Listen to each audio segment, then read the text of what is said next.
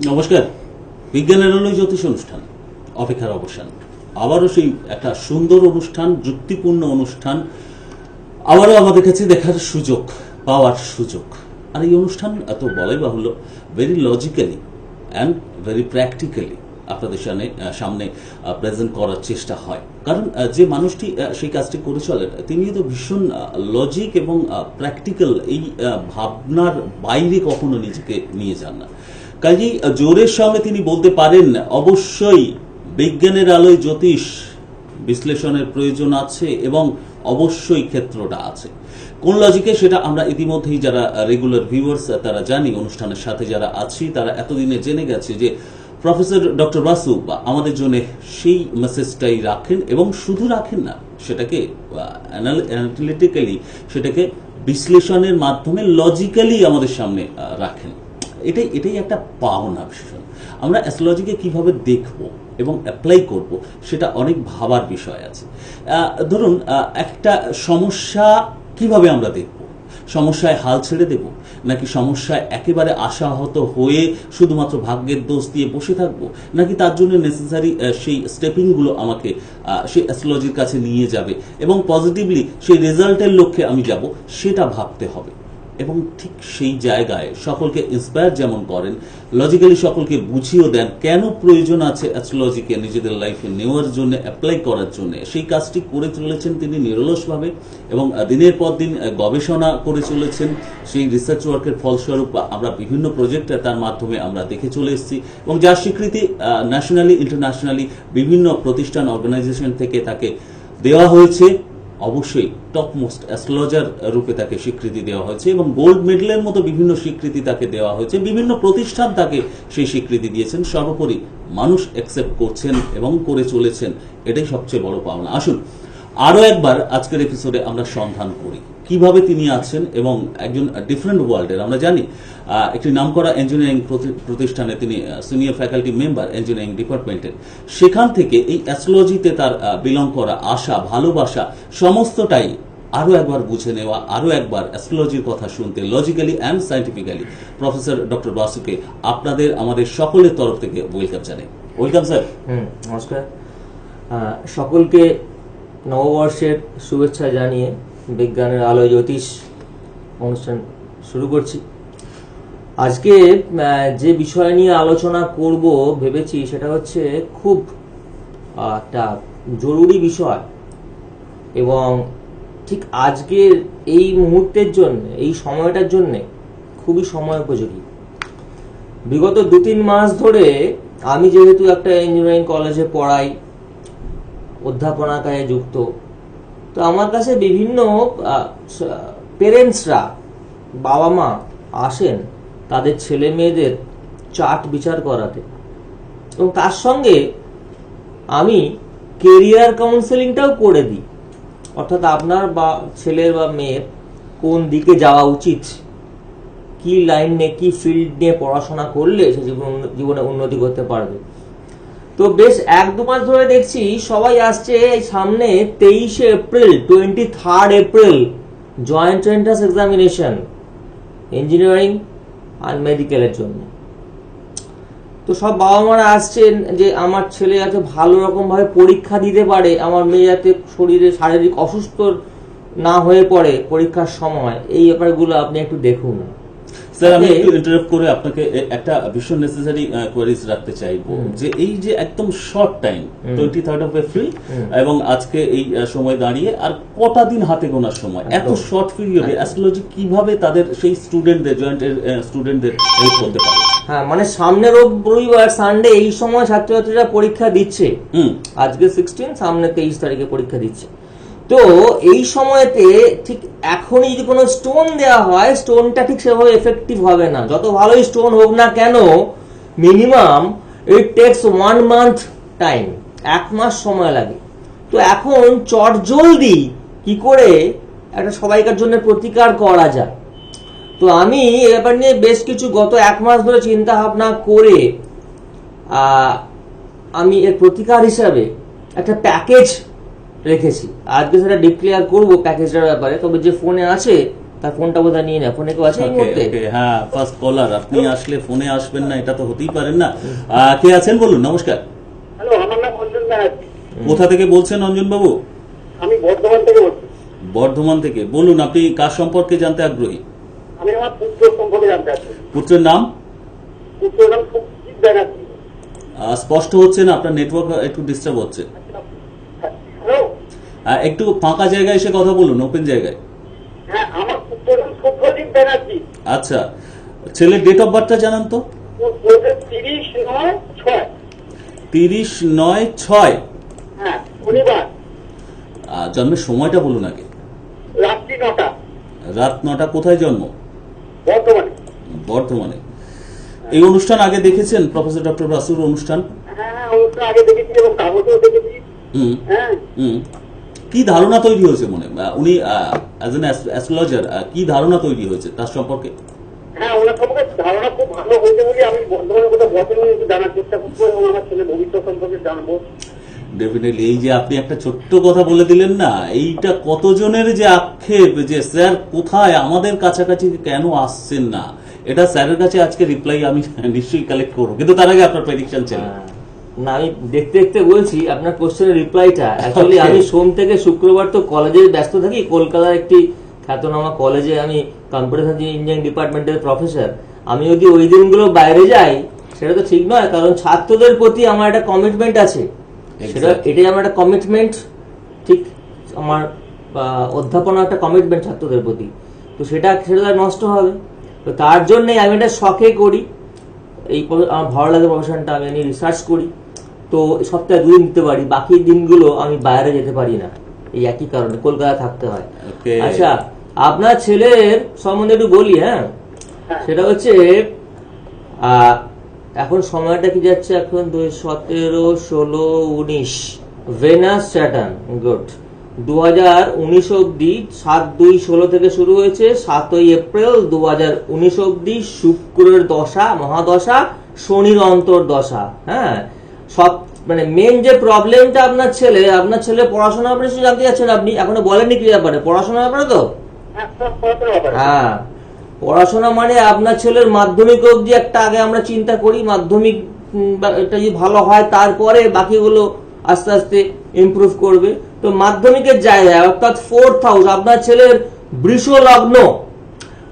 লগ্নের 4th house, that is লিও, তার অধিপতি সান, মানে সিংহের অধিপতি সান বসে আছে কেতুর সঙ্গে এবং ভেনাসের সঙ্গে এবং মঙ্গলের সঙ্গে।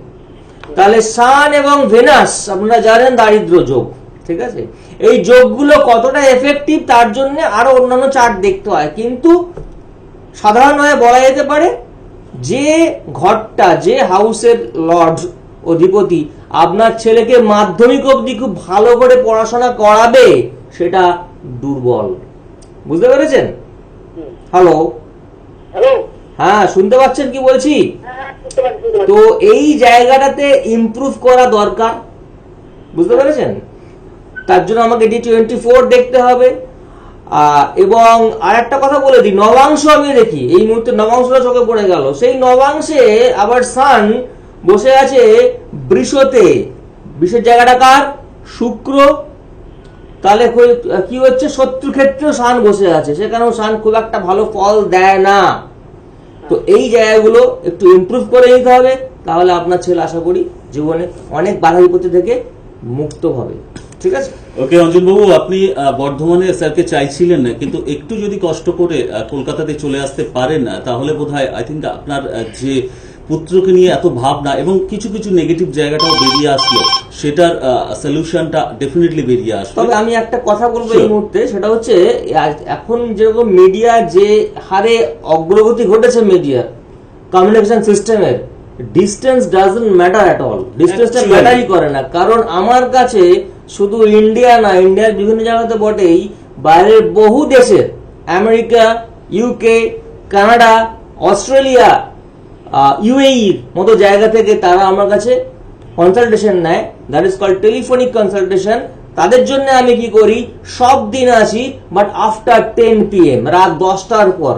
জেনারেলি সুবিধা হয়, কেন ওদের ওখানে তখন দিন হয় বেশিরভাগ সময়তে। তো রাত 10টার পর আমিও ফ্রি হয়ে যাই, কলেজ থেকে আসার পরে আমি ফ্রি হয়ে গেলাম।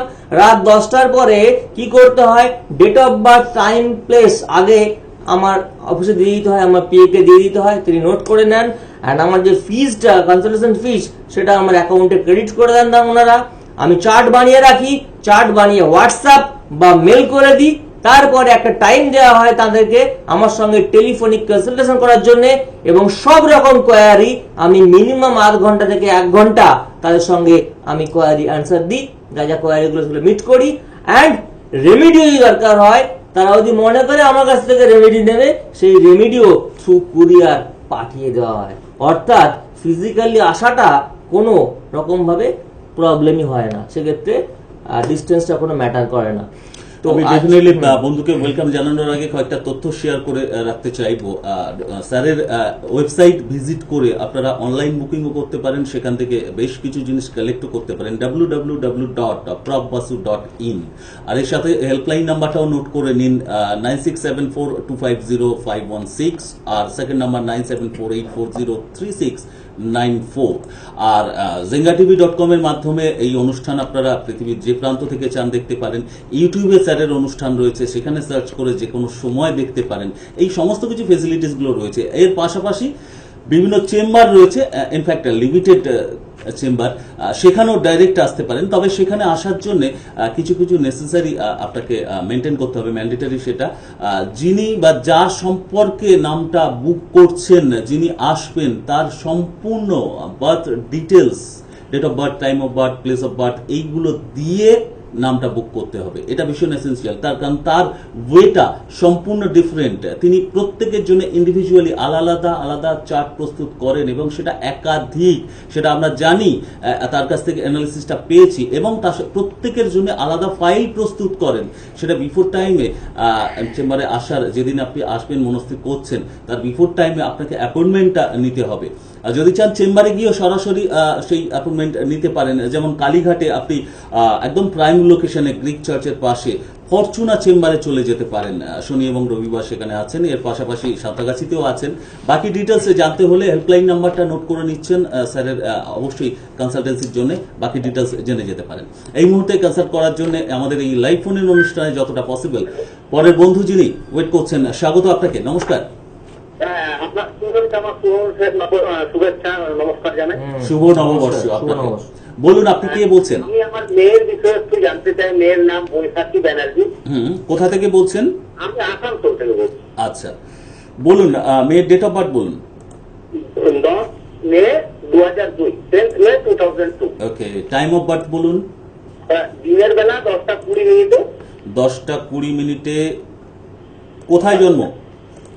আর place of birth Purulia district. পুরুলিয়াতে। আগ্রা বলে একটা স্টেশন আছে ওখানে। হ্যাঁ, শুক্রবার ছিল? হ্যাঁ, শুক্রবার ছিল। সকালবেলা? হ্যাঁ, সকালবেলা 10:20, শুক্রবার ছিল। ওকে ওকে। আপনি এই অনুষ্ঠানে ফোন করছেন, আপনার একটা ছোট্ট ওপিনিয়ন আমি একটু জেনে নিতে চাইবো এই সুযোগে। স্যারের অনুষ্ঠান স্যারকে কেমন লাগে? সিম্পলি যদি বলি, এই সাবজেক্টটি খুব ইন্টারেস্টিং। আর ইনি সোজাসুজি অ্যাস্ট্রোলজিক্যালি কথা বলেন। মানে বলা উচিত হয় তো কিনা জানি না, ওই তন্ত্র ব্যাপার নেই। এই বিষয়গুলো আপনাকে অ্যাট্রাক্ট করে ভীষণ ভাবে, যার জন্য মেয়েকে নিয়ে আপনার কথা বলেন পুরো পয়েন্ট এবং সাবজেক্ট। একেবারে একেবারে একজন এডুকেটেড অ্যাস্ট্রোলজার এমন রূপেই করবেন, এবং স্যারের কাছ থেকে আমরা সেইটা পাই। ওকে ওকে, এবার বলুন আপনি মেয়েকে নিয়ে কি কোয়েরিজ আপনার? আমার মেয়ের পড়াশোনা 2018-তে মাধ্যমিক দেবে। পড়াশোনা কেমন হবে, ভবিষ্যতে কোন লাইনে হতে পারে, অ্যাস্ট্রোলজিক্যাল সার্ভে মানে রিসার্চ কি বলে? ইতিমধ্যেই স্যার ডিটেক্ট করে ফেলেছেন সেটা, যে মেয়ের পড়াশোনা নিয়েই আপনার প্রশ্ন, পাশে বসে সেটা সহমত পোষণ করছেন। আচ্ছা বলি, সেটা হচ্ছে আপনার মেয়ের, আপনার কর্কট লগ্ন। হ্যাঁ, তো কর্কট লগ্নের ক্ষেত্রে যোগকারক গ্রহ হচ্ছে মঙ্গল। প্রথমে বলি, পড়াশোনা বাদ দিয়ে একটা ওভারঅলটা বলতে হবে, শুনেন, ভালো করে শুনে নিন। কর্কট লগ্নে যোগকারক গ্রহ মঙ্গল। সেই মঙ্গল বৃষতে আছে রাহু, শনি, শুক্র এবং বুধের সঙ্গে। অর্থাৎ মঙ্গলের জায়গাটা কিন্তু খুব একটা স্ট্রং নয়, খারাপ হয়ে গেল। যোগকারক গ্রহ যদি খারাপ হয়ে যায়, শুধু পড়াশোনা নয়, অন্যান্য বেশ কিছু ব্যাপারে, অনেকগুলো ব্যাপারে আপনার মেয়েকে প্রচুর স্ট্রাগল করতে হবে, ওর জীবনে যথেষ্ট হার্ডলস আছে, ঠিক আছে? তো এবার বলি আপনার মেয়ের, যদি বলেন হায়ার সেকেন্ডারি, যার আমরা 5th হাউস থেকে দেখি, এই 5th হাউসের অধিপতি বৃহস্পতি, তার অবস্থা যেমন থাকলো 5th হাউসে বসে আছে কেতু এবং সানের অ্যাসপেক্ট বা ডিরেক্ট, রাহুর ডিরেক্ট অ্যাসপেক্ট বা দৃষ্টি পড়ছে। তো সেই জায়গাতে 5th হাউসটাকে ডিসরাপ্ট করে দিচ্ছে, অর্থাৎ প্রচুর পরিশ্রম করবে কিন্তু সমানুপাতিক সেই অনুপাতে রেজাল্ট উইল নট কাম। বুঝতে পেরেছেন? তো এই জায়গাটাতে ইমিডিয়েটলি একটা প্রতিকার করে নিতে হবে, না হলে কিন্তু মাধ্যমিকের থেকে হায়ার সেকেন্ডারিতে রেজাল্ট খারাপ হবে। ঠিক আছে? আচ্ছা, ওকে দাদা, একটা কথা আপনার কাছে প্রশ্ন রাখতে পারি? হ্যাঁ বলুন।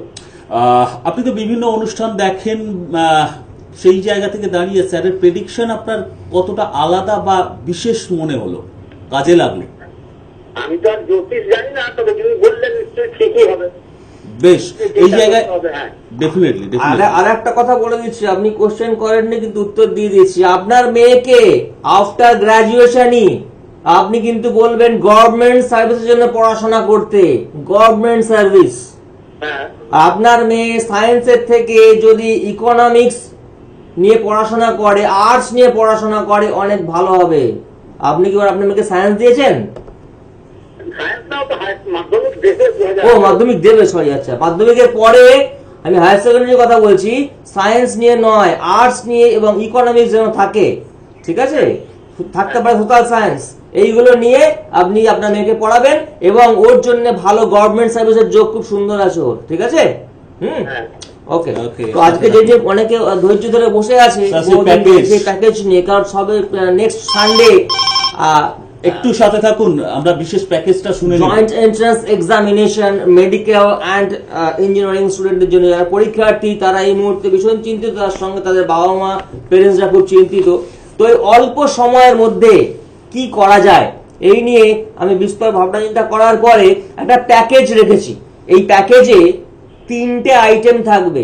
নাম্বার 1, একটা দেখবেন এই পরীক্ষার সময় প্রিপারেশন খুব সুন্দর হয়েছে, খুব ভালো প্রিপারেশন হয়েছে, কিন্তু ঠিক পরীক্ষার আগের দিনে শরীর স্বাস্থ্য খুব খারাপ হয়ে গেল, মন ভেঙে গেছে, জানা জিনিস পরীক্ষাতে গিয়ে ভুল করছে, মেমোরি লস হচ্ছে, স্মৃতিশক্তি ফিরে পাচ্ছে না, টেনশন বেড়ে যাচ্ছে, টেনশনে শরীর খারাপ হয়ে গেল।